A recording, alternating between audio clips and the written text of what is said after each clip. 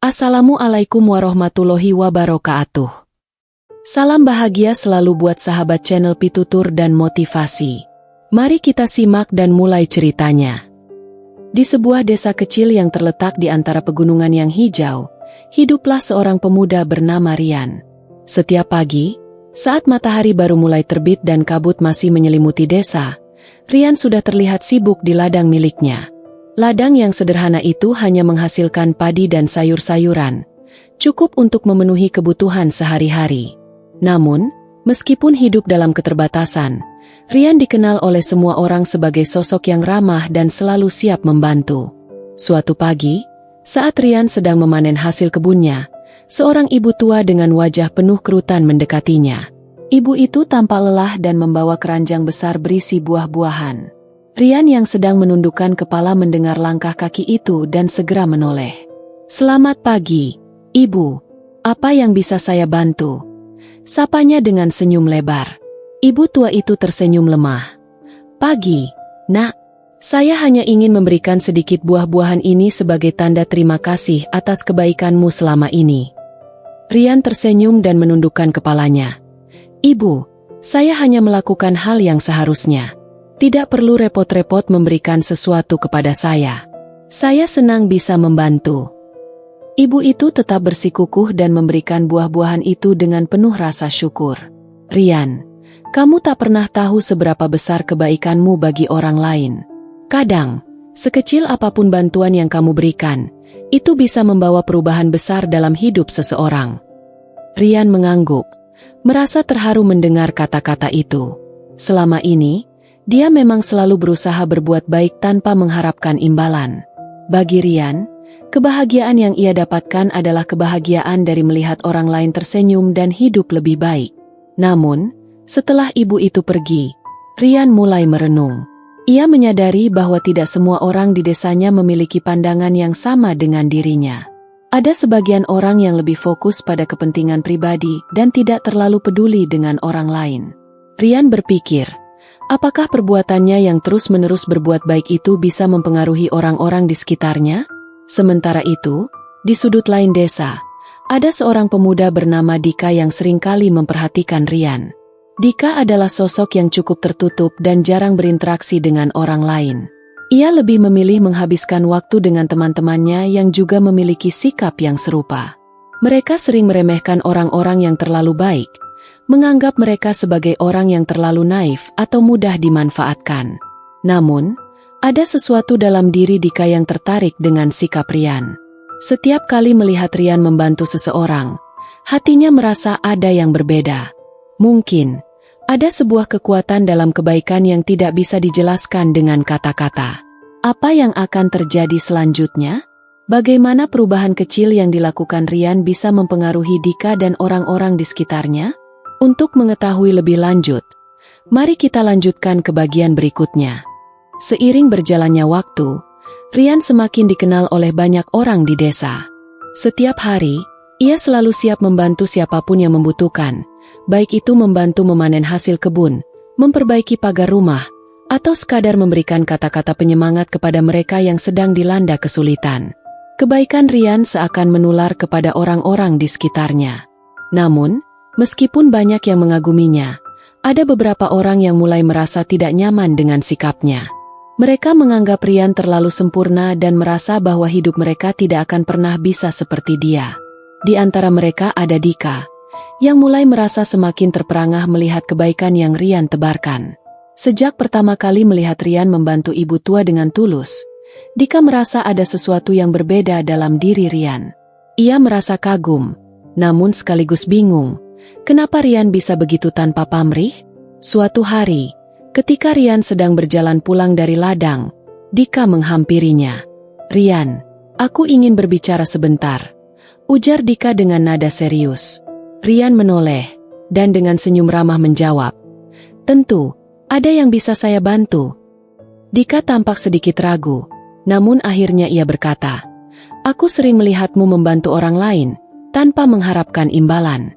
Kenapa kamu begitu baik? Tidak ada rasa jenuh atau lelahkah?" Rian tertawa ringan. "Jenuh?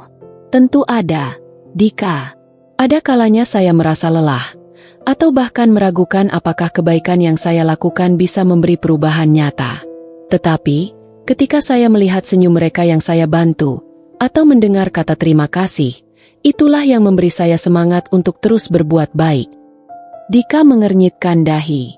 Tapi bukankah terkadang orang-orang itu tidak pantas untuk dibantu? Ada banyak orang yang hanya memanfaatkan kebaikanmu, kan? Rian mengangguk pelan. Ya, itu benar. Ada orang yang memanfaatkan kebaikan kita, tapi bukan itu yang saya fokuskan. Saya tidak berbuat baik untuk mendapatkan sesuatu. Saya melakukannya karena saya percaya bahwa dunia ini akan jauh lebih baik jika setiap orang saling membantu. Dika terdiam mendengarkan kata-kata Rian. Ada perasaan yang sulit dijelaskan yang mulai muncul dalam dirinya. Selama ini, ia selalu hidup dengan prinsip untuk menjaga jarak dengan orang lain dan hanya berpikir tentang dirinya sendiri. Namun, apa yang Rian katakan seolah menggugah hatinya. Setelah beberapa saat, Dika akhirnya berkata, "Kamu tahu, aku merasa selama ini aku terlalu fokus pada diriku sendiri. Aku sering melihat kebaikan seperti hal yang sia-sia. Tapi, mungkin aku salah. Mungkin aku perlu mencoba sesuatu yang berbeda." Rian tersenyum. Tidak ada kata terlambat untuk berubah, Dika. Semua orang bisa memulai kebaikan, tidak peduli seberapa kecil langkahnya. Sejak percakapan itu, Dika mulai berpikir lebih dalam. Ia mencoba melihat dunia dengan cara yang berbeda. Ia mulai meluangkan waktu untuk membantu orang-orang di desanya, meskipun awalnya ia merasa canggung dan tidak yakin dengan tindakannya. Namun, seiring waktu, ia merasakan perubahan dalam dirinya. Ia merasa lebih puas, lebih bahagia, dan lebih terhubung dengan orang-orang di sekitarnya. Namun, meskipun Dika mulai berubah, ada hal lain yang sedang mengintai. Sebuah ujian besar akan datang yang akan menguji sejauh mana Rian dan Dika mampu bertahan dengan prinsip kebaikan mereka. Bagaimana keduanya akan menghadapinya? Untuk mengetahuinya, mari lanjutkan ke bagian berikutnya. Beberapa bulan setelah Dika mulai mencoba berbuat baik, sebuah peristiwa tak terduga terjadi di desa itu. Musim hujan datang lebih awal dari yang diperkirakan, dan curah hujan yang sangat lebat menyebabkan banjir besar di banyak bagian desa.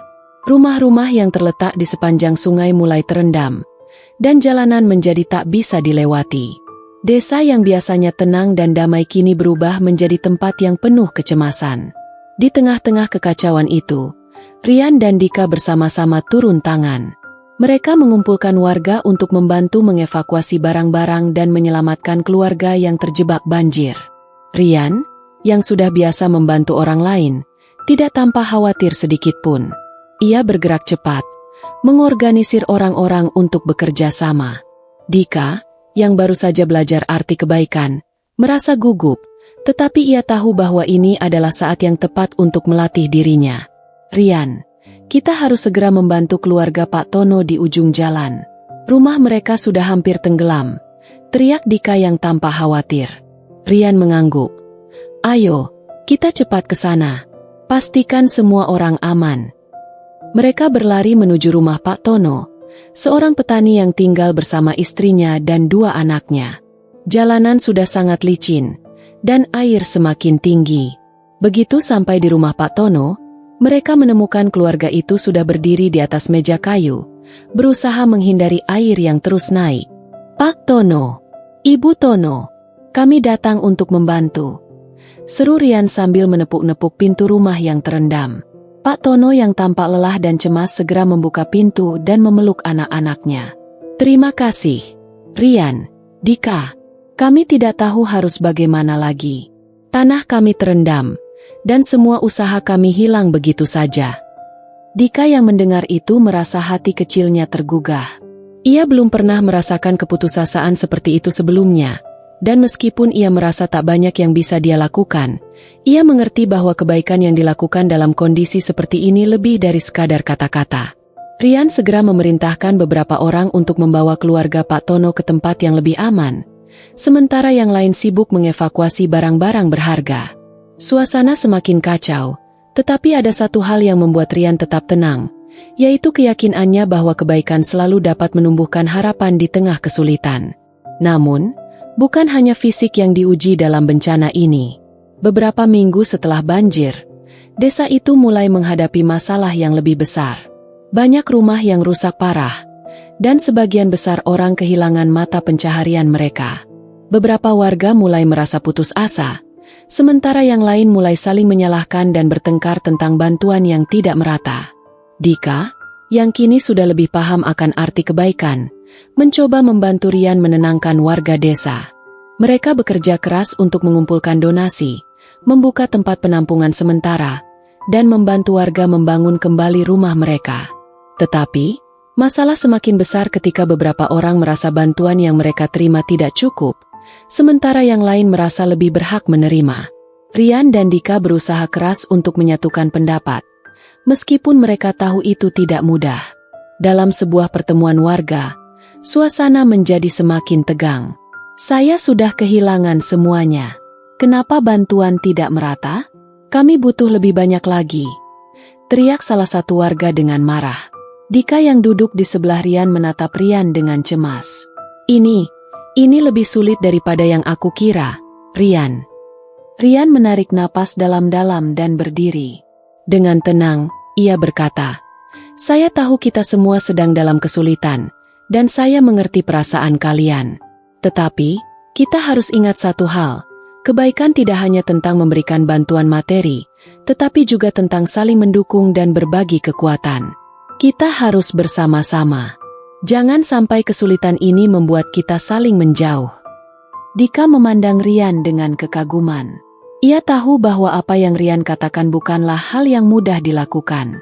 Dalam situasi yang penuh ketegangan seperti ini, untuk tetap mengedepankan kebaikan, bukanlah hal yang gampang. Namun, disinilah ujian sebenarnya. Apakah Rian dan Dika dapat terus berbuat baik dan menjaga kedamaian di tengah badai kehidupan ini? Bagaimana mereka bisa menjaga harapan dan kebaikan, meskipun banyak cobaan datang menghadang? Untuk mengetahui jawabannya, mari lanjutkan ke bagian terakhir cerita ini. Banjir telah surut, namun jejak kehancuran yang ditinggalkan masih sangat jelas. Warga desa berjuang untuk membangun kembali kehidupan mereka, tetapi ketegangan mulai muncul. Beberapa rumah masih rusak parah, ladang terendam lumpur, dan banyak keluarga yang kehilangan pekerjaan. Ketidakpastian masa depan membuat sebagian orang mulai merasa frustrasi. Mereka mulai bertengkar tentang siapa yang seharusnya mendapatkan bantuan lebih dulu, dan sebagian merasa bahwa bantuan yang mereka terima tidak cukup. Di tengah-tengah kekacauan itu, Rian dan Dika berusaha keras untuk tetap menjaga kedamaian. Mereka terus mengajak warga untuk bergotong royong dan saling membantu. Rian, yang sudah terbiasa mengatasi kesulitan dengan kebaikan, tetap berdiri teguh dengan keyakinannya bahwa dunia bisa lebih baik jika setiap orang mau saling mendukung. Suatu sore, setelah seharian bekerja, Rian duduk di depan rumahnya, merenung. Dika datang mendekat, tampak lelah namun penuh tekad. "Rian, aku mulai merasa lelah. Aku tahu kita harus terus berbuat baik. Tetapi kenapa rasanya semakin sulit? Seperti ada tembok yang semakin tinggi di antara kita dan orang lain," ujar Dika dengan suara yang penuh keraguan. Rian tersenyum lembut dan menepuk bahu Dika. "Aku tahu, Dika. Aku juga merasa lelah. Kadang-kadang, kebaikan yang kita berikan tampak tidak dihargai, dan kita merasa seolah-olah kita berjuang sendirian. Tapi, ingatlah, kebaikan itu bukan untuk dilihat atau dihargai oleh orang lain. Kebaikan adalah benih yang kita tanam, dan meskipun hasilnya tidak selalu segera terlihat, itu akan tumbuh pada waktunya." Dika menghela napas panjang. "Tapi, kadang aku berpikir, apakah ini benar-benar cukup? Aku ingin melihat perubahan nyata, bukan hanya bertahan dalam kebaikan yang tampaknya sia-sia." Rian menatap langit yang mulai gelap. Perubahan itu memang tidak selalu cepat. "Dika, kita mungkin tidak bisa melihatnya langsung, tapi setiap tindakan baik, sekecil apapun itu, akan membawa dampak yang lebih besar daripada yang kita bayangkan. Kebaikan itu seperti api yang menyala pelan-pelan. Suatu saat akan membakar semangat orang lain untuk ikut serta." Dika terdiam. Kata-kata Rian mulai meresap dalam dirinya. Ia merasa, mungkin memang benar, bahwa kebaikan adalah jalan yang penuh tantangan, tetapi itu adalah jalan yang tidak bisa dipilih jika ingin membawa perubahan. Keesokan harinya, ada sebuah kejadian yang menggugah seluruh desa. Salah satu keluarga yang sebelumnya sangat marah karena merasa tidak mendapatkan bantuan cukup, tiba-tiba datang ke rumah Rian. Mereka membawa sebuah karung berisi bahan makanan dan barang-barang yang bisa digunakan untuk membangun rumah kembali. "Kami salah, Rian," kata Pak Arman, kepala keluarga itu dengan suara penuh penyesalan. "Kami terlalu fokus pada diri sendiri dan melupakan bahwa kita semua sedang berjuang bersama. Kami ingin berpartisipasi, membantu sesama, dan memperbaiki keadaan. Terima kasih sudah mengingatkan kami tentang arti saling membantu." Rian terkejut, tetapi ia hanya tersenyum hangat. "Saya hanya melakukan apa yang seharusnya. Kita semua adalah satu keluarga di sini. Mari kita sama-sama bangkit." Dika yang melihat kejadian itu merasa sangat tersentuh. Ia menyadari bahwa, meskipun ada banyak rintangan, kebaikan yang konsisten akhirnya membuka hati orang-orang yang merasa terasing. Ia pun mulai lebih yakin bahwa meskipun prosesnya lambat, kebaikan selalu memberikan dampak yang lebih besar daripada yang kita tahu. Hari demi hari, semangat gotong royong kembali tumbuh di desa itu. Warga mulai bekerja bersama membangun kembali rumah-rumah yang rusak, membersihkan ladang yang terendam, dan mendirikan tempat penampungan untuk mereka yang masih membutuhkan. Kebaikan yang dimulai dari tindakan kecil Rian dan Dika akhirnya menyebar ke seluruh desa, memberi harapan dan kekuatan untuk terus maju. Rian dan Dika berdiri di tengah desa, melihat semua orang bekerja bersama. Rian tersenyum pada Dika dan berkata, "Kebaikan memang tidak selalu mudah, tetapi lihatlah sekarang. Kita tidak pernah tahu seberapa besar dampaknya hingga kita melihatnya tumbuh." Dika menatap sekitar dengan penuh rasa bangga. "Aku mulai mengerti, Rian. Terkadang, kebaikan itu memang harus terus dilakukan, meskipun dunia terlihat tidak berubah. Karena suatu saat, kebaikan itu akan mempengaruhi lebih banyak orang dari yang kita duga." Dengan semangat yang baru, desa itu perlahan-lahan kembali bangkit. Semua orang belajar bahwa dalam hidup, meskipun tantangan selalu ada, kita tidak pernah boleh berhenti berbuat baik. Kebaikan akan selalu menemukan jalannya, membawa harapan, dan membangun kembali apa yang telah hancur. Teruslah berbuat baik, karena setiap tindakan baik yang kita lakukan akan memberi dampak yang tak terduga pada kehidupan orang lain.